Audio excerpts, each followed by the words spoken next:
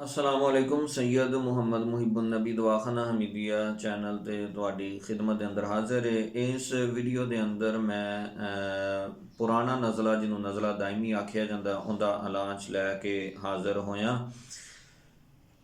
ये इलाज जड़ा है ये सिर्फ लोग जड़े इहदे अंदर मुबतला हो जाते हैं, इलाज कराते रहते हैं, लेकिन कामयाबी जड़ी है वो इलाज के अंदर नहीं मिलती। उनकी वजह सिर्फ ये वे कि असूले इलाज जड़ा तिब्बे यूनानी का है उनके मुताबक इलाज नहीं किया जाता। याद रखना नज़ला दायमी जड़ा है इनका इलाज तिब्बे यूनानी के असूलों के मुताबक दो हिस्सों पर मुश्तमिल है।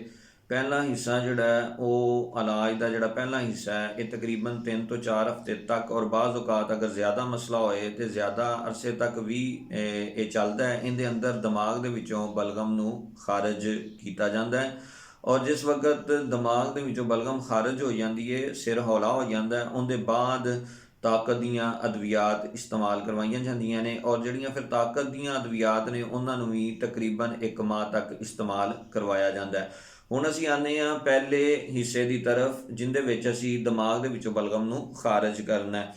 इहदे लई तुहानूं एक जुशांदा जिहड़ा तुहानूं बनाना पएगा और खमीरा गाओ ज़बान सादा अतरीफल उस्तखदूस ये बनिया बनाइयां तुहानूं मिल जाणगियां जिहड़ियां तुसीं किसी भी वड्डे दवाखाने दियां लैके इस्तेमाल कर सकते हो।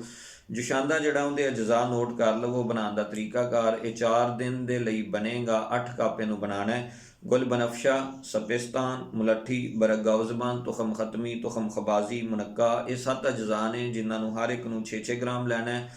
अनाब 10 दाने लैने ने, अंजीर दे भी 10 दाने लैने ने और इन्हों 16 कप पानी दे विच भिओं के हल्की आंच के उत्ते रख देना है। जिस वक्त अद्धा पानी सुक जाए अद्धा रह जाए इनू ठंडा करके अच्छी तरह मल छान के और फ्रिज के अंदर महफूज कर लेना है।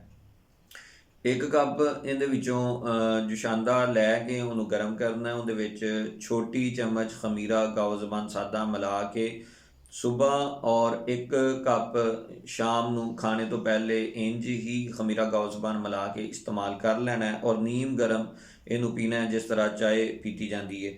और रात सौन लग्या तरीफल उस्तखदूस तुसी 1 छोटी चम्मच नीम गर्म पानी दे नाल खानी है।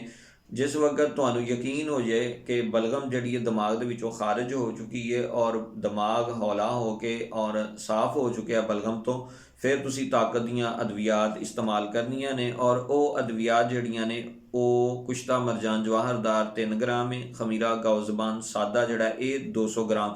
इन्हां दोवां नूं अच्छी तरह मिक्स कर लेना है। छोटी अद्धी चम्मच सुबह शाम खाली पेट दुध पत्ती दे नाल इहनूं तुसीं खा लेना है। जवारिश जाली नूस ये तुसीं छोटी अद्धी चम्मच सुबह शाम खाने तो बाद पानी दे नाल।